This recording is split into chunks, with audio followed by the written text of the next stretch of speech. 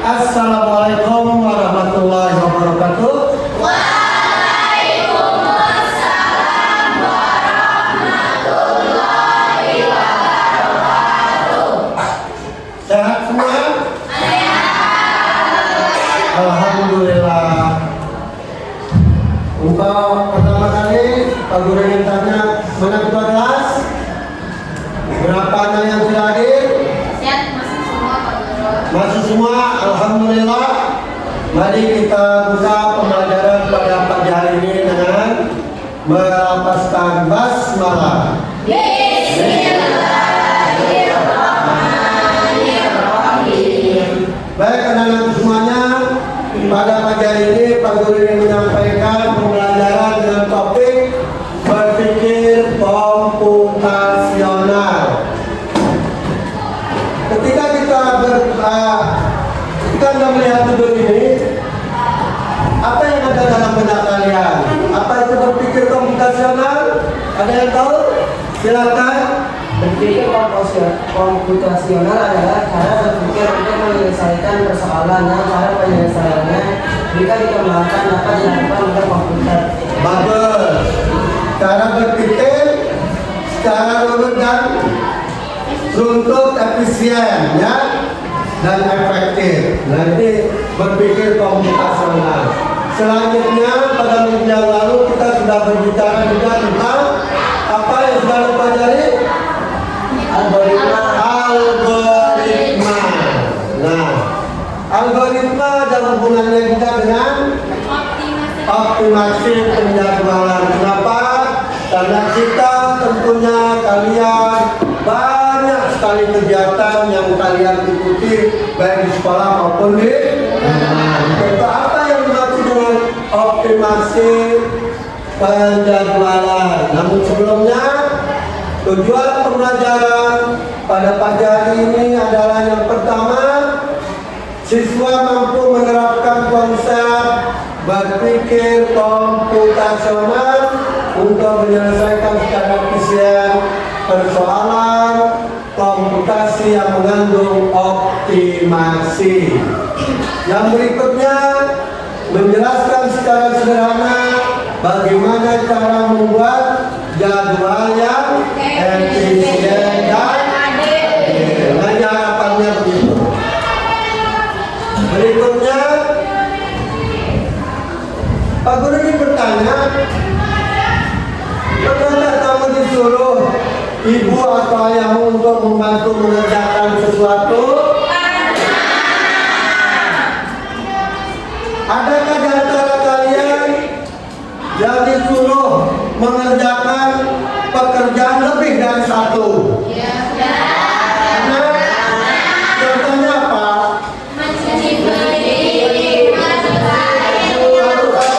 Satu, silakan izin.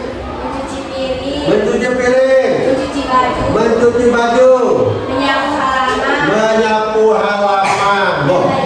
Lebih dari satu. Terus bagaimana cara kita untuk mengerjakan 3 pekerjaan dalam waktu yang bersamaan? Nah, untuk itu perlu sekali kita belajar tentang optimasi penjadwalan. Nah, seperti ini kalian perhatikan, orang tua kalian menyuruh mencuci baju dan mencuci piring. Kira-kira bagaimana cara kalian untuk mengerjakannya secara bersamaan? Pernah mengerjakannya secara bersamaan? Atau satu-satu? Oke dulu, ditunggu, selesai, baru cuci piring. Apakah itu termasuk pembelajaran yang efisien, penjadwalan yang efisien? Apa? Termasuk efisien? Kan kita butuh waktu lama. Yang namanya efisien itu waktu yang sangat singkat, bisa kita kerjakan 2 pekerjaan secara bersamaan. Nah, bagaimana caranya? Nah, ini ada semuanya, ya.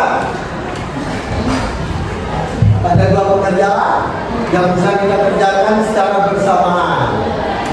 Ya, karena ini kan si ya, mesin cuci kita hidupkan, giling, sambil menunggu itu bersih, kita cuci piring. Ya kan?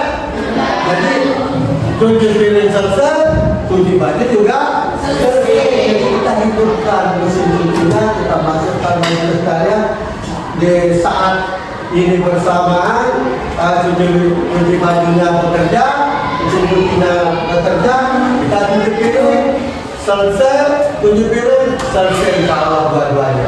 Ini yang dimaksud dengan optimasi penjadwalan. Nah, kita masuk dalam kehidupan sehari-hari.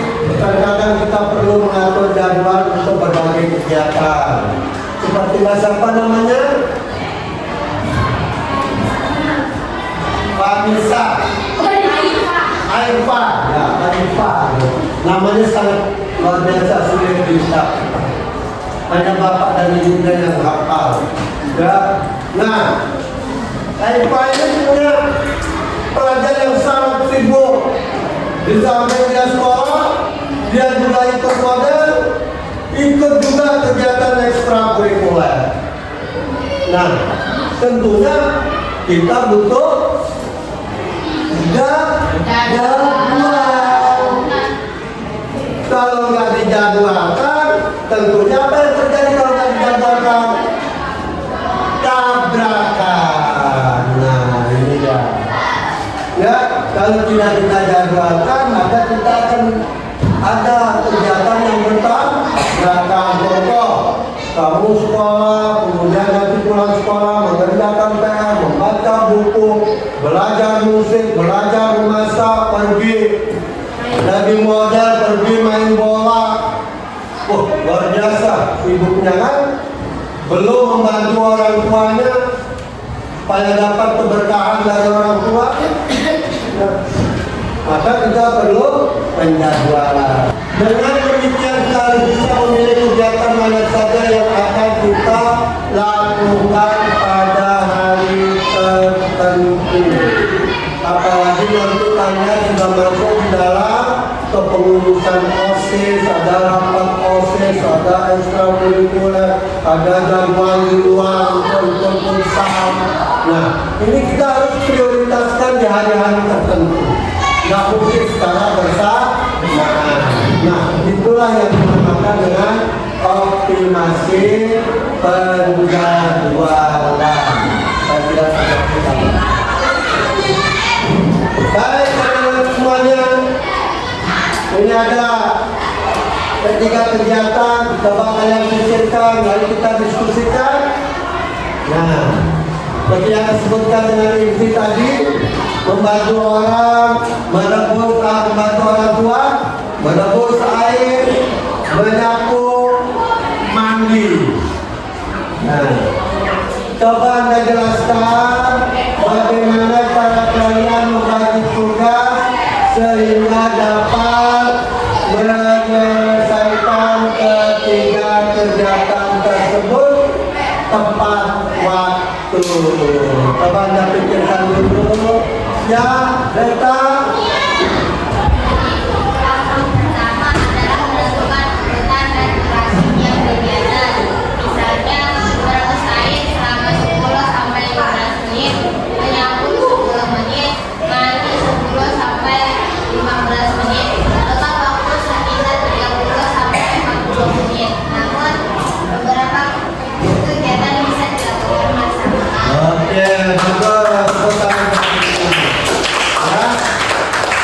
Bisa doang, gimana caranya?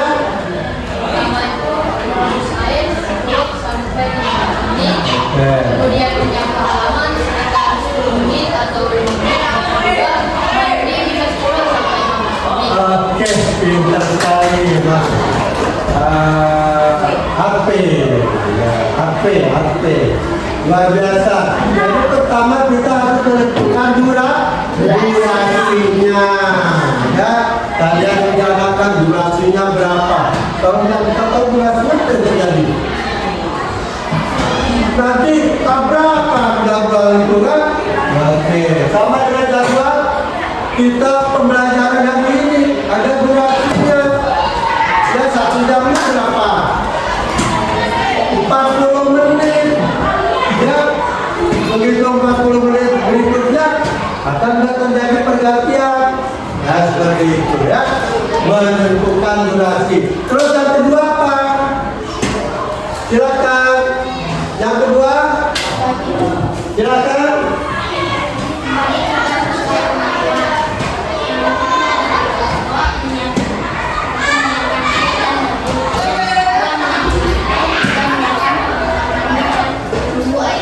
Oke, berarti kita kerjakan secara berkelompok, ya kan?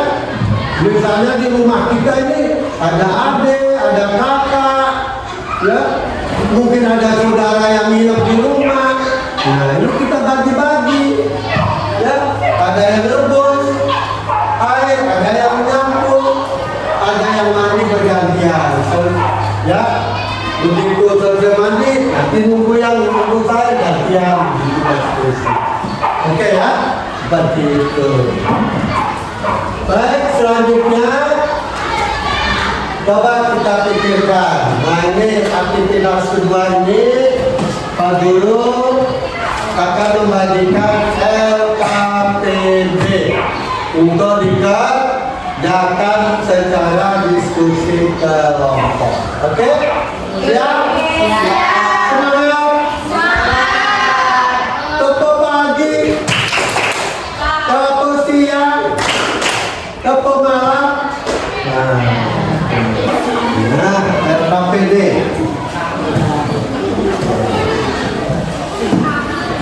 Oke. Silakan kalian kerjakan, baca dulu. Kalau ada yang kurang jelas, tanyakan. Siap? Siap. Oke. Saya beri waktu berapa menit kira-kira? 10 menit. Oke, 10 menit kita kerjakan.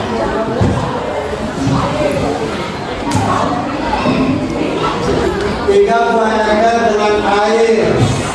Di rumah Budi hanya ada 2 keran air yang dapat digunakan untuk mengisi ember tersebut. Hanya 2 keran. Nah, untuk memenuhi 1 ember dengan air diperlukan 1 jam. 1 ember 1 jam. Ya. Nah, pengisian air pada setiap ember dapat dibagi menjadi beberapa tahap. Ya kan? Anda mau udah dibuat tahap, tapi embernya 3. Ya. Nah, silakan nanti dibagi berapa tahap. Kalau kita isi 1 per 1 butuh waktu berapa jam? Ya, 3 jam. Bisa nggak dibuat seefisien mungkin? Ya, bisa. Silakan dicoba dengan cara apa? Ya, silakan. Oke, ayo dimulai. Nah, buat.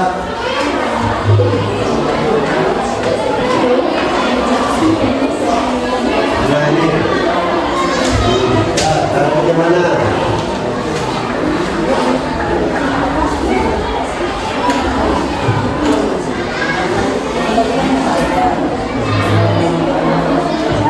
Nah, tuh. Bisa tuh gitu. Ya, coba. Tuh, jalan ya. Oke, coba ya. Sip. Ya, jalan istirahat. Betul. Ya, silakan dicoba.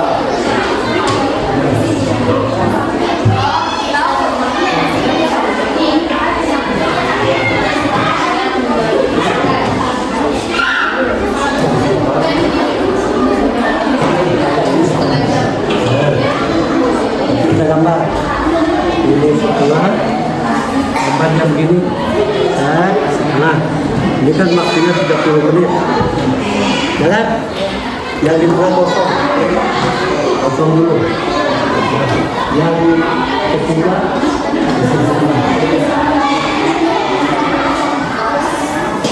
ya. Ini 30 menit. Tahap kedua.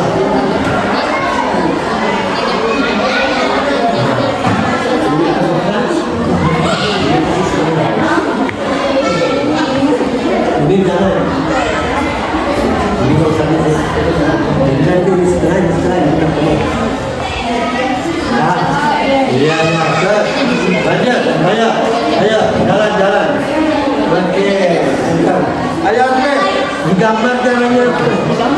Digambar di sini. Tahap 1, tahap 2, 30 menit pertama. Kan kalau kita ngisi setengah, ini setengah kan 30 menit. Hah? Sudah jadi? Oke. Nah, kamu simpan dulu jawabannya digambar. Digambar jawabannya. Oke. Nanti kelompoknya. Oke, silakan maju Pak. Maju semua. Udah ambil gambarnya.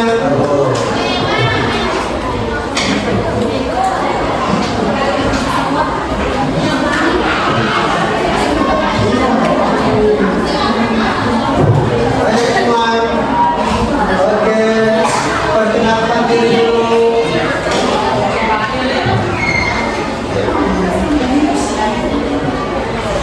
Ya. Salam. Assalamualaikum warahmatullahi wabarakatuh.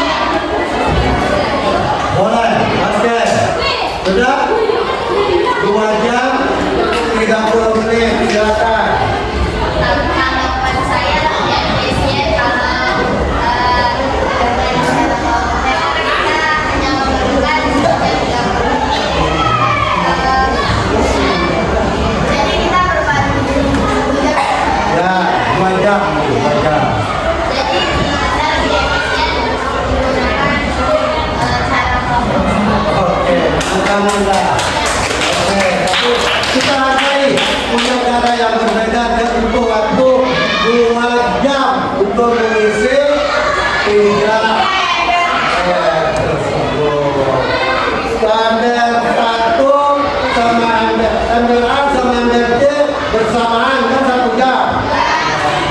Tinggal 1 jam kosong. MTB 1 jam bisa butuhkan lagi. Jadi 2 jam. Tidak 2 jam. Sementara selama 1 jam 30 menit ternyata ada yang lebih efisien. Nah itulah kegunaan optimasi penjadwalan. Terima kasih. Sekarang kita simpulkan kegiatan kita pembelajaran hari ini ya bersama-sama, yaitu optimasi dapat diartikan sebagai suatu bentuk yang sudah ada maupun merancang dan membuat sesuatu secara optimal. Jadi ada jadwal yang sudah ada yang belum bisa kita lakukan menjadwalkannya, atau kita bisa merevisi jadwal yang sudah ada. Kemudian tujuan optimasi penjadwalan adalah agar sebuah jadwal tidak bentrok atau tidak tabrakan. Nah, itu pembelajaran kita pada pagi hari ini. Terima kasih atas perhatian kalian. Mari kita tutup dengan melafazkan hamdalah.